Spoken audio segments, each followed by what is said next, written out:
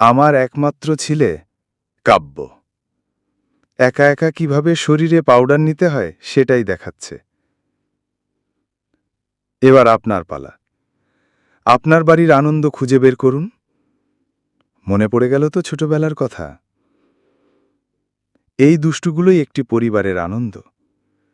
যত কষ্টেই থাকেন, যত দুঃখই থাক, ওদের এইসব কর্মকাণ্ড দেখলে না হেসে থাকতে পারবেন না।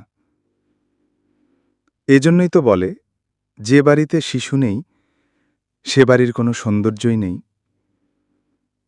সারাদিনের সমস্ত ক্লান্তি, অবসাদ মুহূর্তেই নিঃশেষ হয়ে যায় যখন সন্তান দৌড়ে এসে কোলে উঠে আব্বু বলে একটা ডাক দেয়। কি এক অদ্ভুত মায়া। আমার ছেলে মাদ্রাসায় যেতে চায়, কারণ হিসেবে জিজ্ঞেস করলে বলে মাদ্রাসায় গেলে যে জান্নাতে যাওয়া যায়।